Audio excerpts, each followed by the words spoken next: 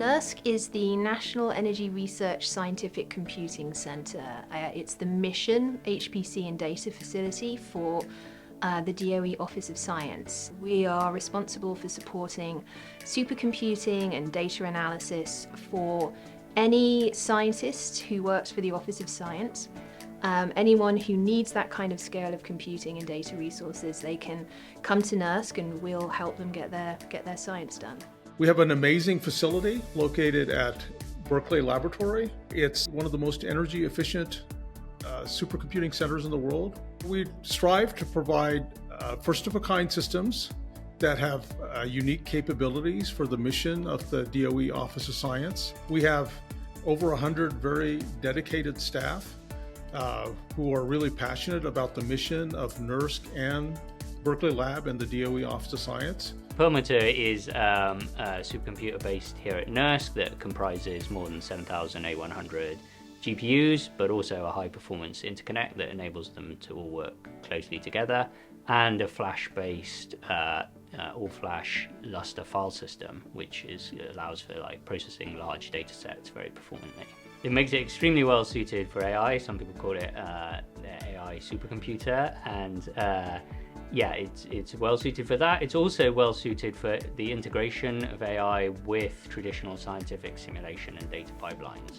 The Department of Energy Office of Science funds a huge range of different science areas, ranging from materials science to genomics, cosmology, fusion science. You know, there's a huge spectrum of science that is funded by the Office of Science, and a lot of these science areas have pretty big computing needs. So people are producing huge amounts of data, for example, from the different experimental facilities that the Department of Energy supports, as well as needing to run large simulations and models to answer questions about on the theoretical side. So answering theory questions about the nature of matter, the nature of materials, and how all that fits together in different ecosystems and environments. We provide both the hardware, the software, and also the support for scientists who need to run at supercomputing scale in their analysis or their simulations.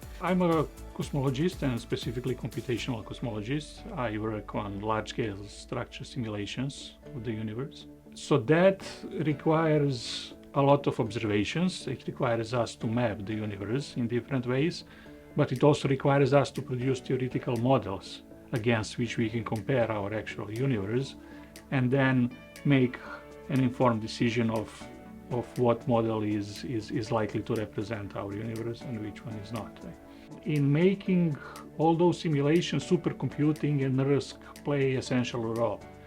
So these simulations that we are producing is not something that one can produce on a laptop or a desktop. So we use a lot of nodes, a lot of computing power, a lot of GPUs working together so that we have enough memory and that we have enough computing power to crunch those numbers for, in some cases, trillions of elements representing the model universe. The climate models we use divide up the planet into little bits, and the finer those little bits, the better the description, especially of extreme storms like hurricanes or atmospheric rivers.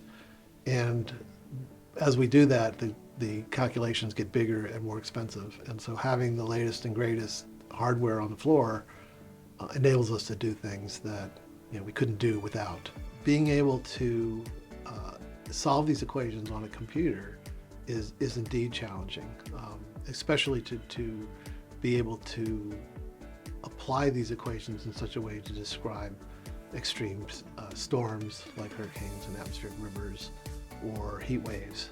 It's really critically important to have the best computers in the world on these problems, because the problem of climate change affects all of us. The Materials Project is a vehicle for producing, disseminating, and analyzing materials data. Materials data is incredibly important if we want to do accelerated materials design. We haven't been particularly good about recording materials data in the past, but we have a new capability. Since about 15-20 years ago, we started being able to compute materials properties directly from quantum mechanics. And that was a game changer because now we can compute materials properties much faster and cheaper than we could previously measure them. And if we collect them all in a database and keep populating that database, we can use those structure, chemistry, property relationships to extrapolate and machine learn and filter for the kind of materials we need to advance our society.